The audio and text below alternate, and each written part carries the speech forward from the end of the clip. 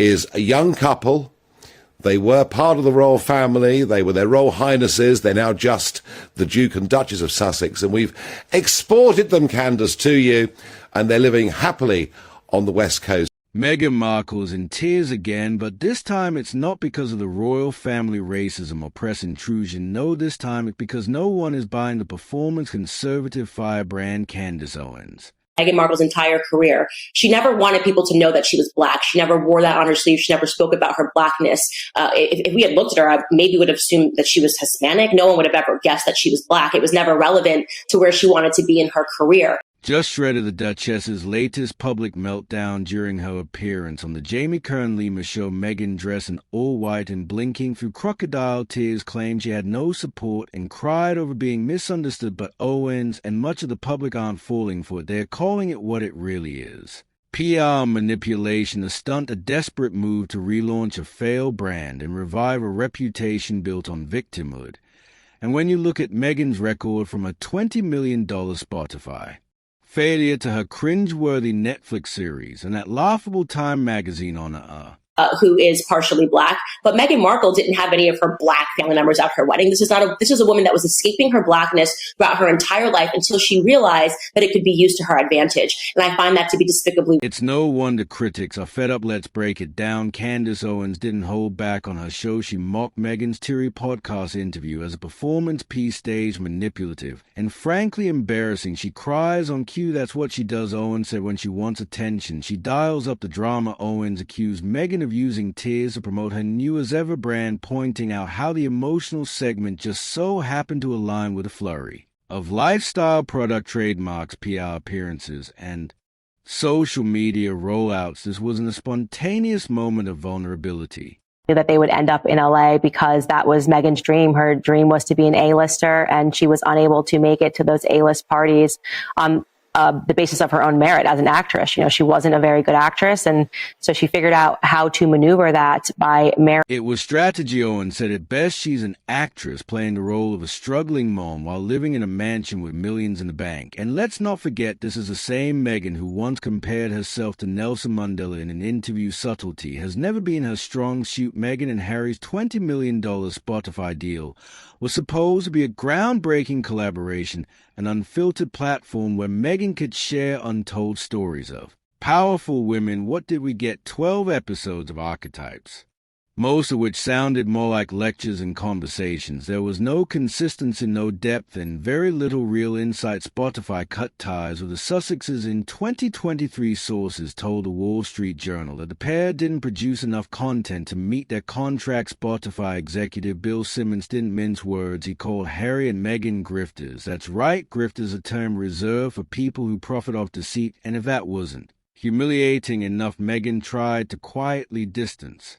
herself from a failure. But the public didn't forget, and critics like Owens made sure that when Time magazine included Meghan in its list of 2024's most influential people, the backlash was immediate, and brutal social media exploded with mockery. What exactly has she influenced? One viral post read: a generation of influencers who think victimhood is a brand. Even some left-leaning publications like The Independent and Slate questioned the criteria. Was it influence or just infamy? Times editors defended the pic, claiming Meghan had redefined modern royalty. I'd created for the kids these email addresses that sort of like names, again, that you would never guess, that I will give them at some point in their lives when they're older.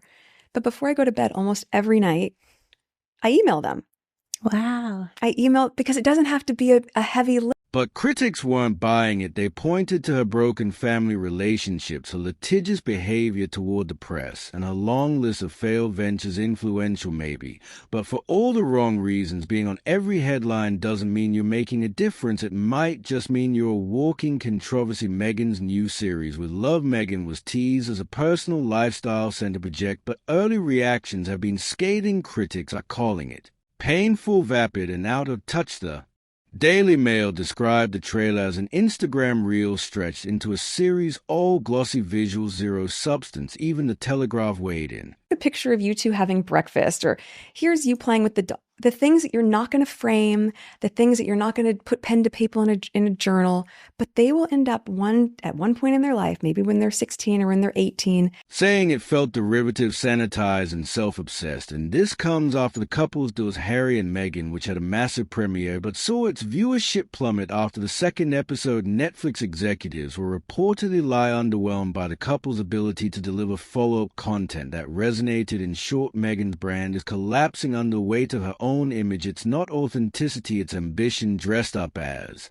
relatability. So what do we make of Meghan's podcast Tears Her brand reboot and the media frenzy that followed Candace Owens? And a growing number of Americans see through it. This isn't a woman rediscovering her voice. I have full body chills right now. For your whole life. And here's everything and every moment that I wanted to tell you how much I love you and like how proud I am of you and of all things. Look back and go, oh my gosh, she has loved us so much.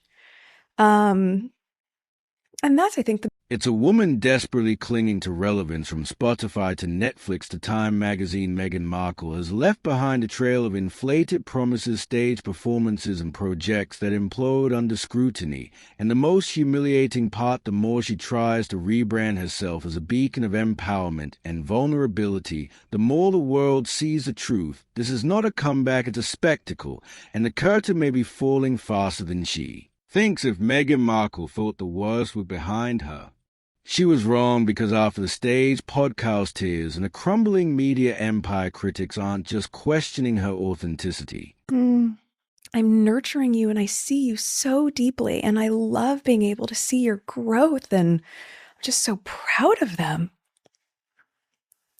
So beautiful. Oh, I don't know. I wasn't expecting that one.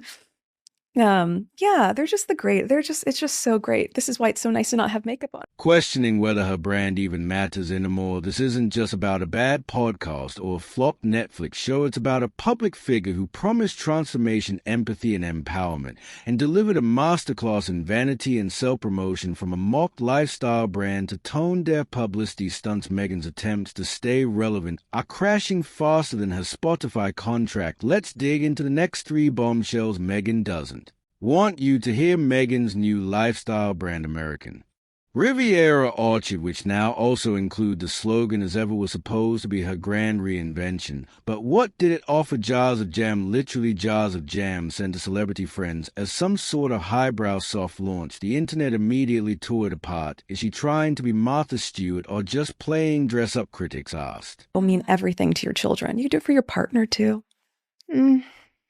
Yeah.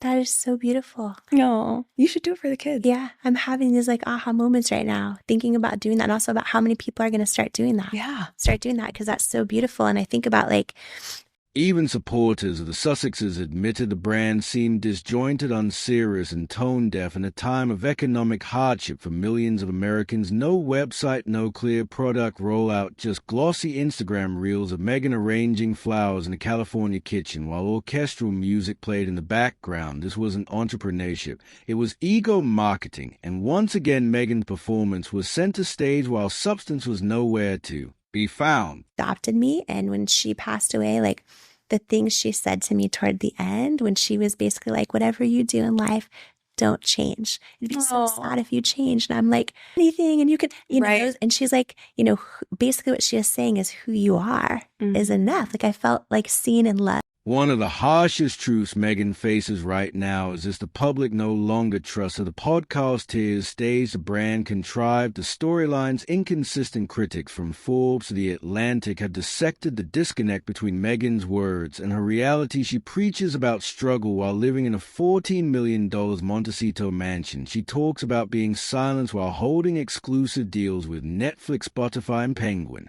Random House. Even her own family scandals, like the abandonment of her ailing father, Thomas Markle, contradict her public image of compassion and kindness. The backlash isn't driven by misogyny or racism. At this point, it's being driven by the realization that Meghan's brand of vulnerability may just be a marketing tool, not a truth. It's when they get that email and they just read it, and that's there forever. Like, Like, that is the most beautiful. It's time capsule, all the things. And I do And a it's lot. your heart every day that you're giving to them in that way. Yes, Like, it's and- your, like, And it becomes meditative for me too, but also like I do a lot of voice notes of the kids. Look no further than the reaction to Meghan's Jamie Kern-Lima interview to see how the public tide has turned social media lit up not with sympathy but sarcasm. You can almost hear the PR consultant off-screen. One viral comment said Piers Morgan called it embarrassingly fake. Even former fans on Reddit and formerly Twitter expressed disappointment in how manufactured the whole moment felt. Meanwhile, British press outlets like The Times and the Daily Telegraph openly questioned whether Meghan's emotional branding had finally backfired. No longer the victim, she's becoming the punchline. And in a world that craves authenticity more than ever, the Meghan machine feels outdated, artificial, and increasingly irrelevant. So what are we left with? Much. So it's like they went through that stage where they were so little and they would go, "Mama, can I hold you?" Because they didn't know. It was like, "Mama, can you hold me?"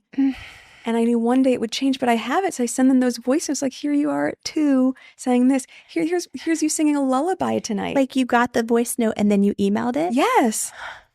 It doesn't have to be a video. It doesn't have to be something. It doesn't. A woman who once walked away from the royal family in the name of freedom, now trapped by the same performance machine she claims to despise, Candace Owens didn't just criticize Meghan's podcast moment. She exposed the machinery behind every tear, every quote, every perfectly lit kitchen photo. It's all a strategy. But here's the problem. The audience isn't buying tickets anymore. We've seen behind the curtain. And what we see isn't resilience or reinvention. It's overexposure, vanity, and strategic victimhood disguised as inspiration, and it's turning Meghan Markle from media darling to media liability. If Meghan Markle believed her media reign would go unchallenged, the last few months have served as a brutal awakening from being mocked for her Netflix presence to being crowned influential by Time magazine only to face ridicule online. Her Hollywood comeback is starting to look less like a triumph and more like a well-dressed disaster. When Meghan debuted her Netflix series with Love Meghan, it was sold as a new chapter in her journey, an intimate, glossy look at her lifestyle and values. But what audiences got instead was a soulless, overly polished, painfully scripted PR reel. Critics didn't mince words. The New York Post called it an insufferable vanity project. The Independent said it was slick but emotionally vacant, and countless social media users labeled it cringe, narcissistic, and unwatchable. Instead of substance, the show was filled with slow-motion shots of fruit bowls, flower arrangements, and Meghan smiling into middle distance while narrating her struggles in a $14 million Montecito mansion. This wasn't storytelling, it was ego branding masquerading as inspiration. There were no genuine moments, no conflict, no risk, just another reminder that Meghan isn't interested in authenticity, only applause, and even that is starting to run out when Time magazine listed Meghan Markle as one of the 100 most influential people. It should have been a career high point. Instead, it became a lightning rod for backlash. Influential for what exactly? Was it her failed Spotify podcast, her crumbling family relationships, or perhaps the millions in media deals that have produced more controversy than content? Social media exploded with criticism. Even mainstream outlets questioned the decision. Newsweek ran a headline asking, "Has Meghan actually achieved anything this year?" Online forums, Twitter, and YouTube lit up with users calling it tokenism, a joke, and out of touch. The narrative flipped almost instantly from accolade to embarrassment. What Time failed to understand is that influence without integrity rings hollow. Meghan's name might still generate headlines, but fewer and fewer people believe what she's selling. At the heart of Meghan Markle's downfall lies a fatal flaw. Her brand isn't built on truth, it's built on performance. From her orchestrated Oprah interview to choreographed paparazzi walks and now scripted podcast tears, everything she does feels calculated. She speaks of being silenced while dominating the media cycle. She claims to fight for women's empowerment, but surrounds herself with luxury status and corporate deals. The public is catching on. Her actions don't match her advocacy, and whether it's walking past her ailing father in silence or preaching about mental health while ghosting family members, her contradictions are stacking up. What was once seen as brave is now viewed as opportunistic. What was once inspiring is now exhausting. Performance is wearing thin, and audiences can see through the filters of tears and the floral montages.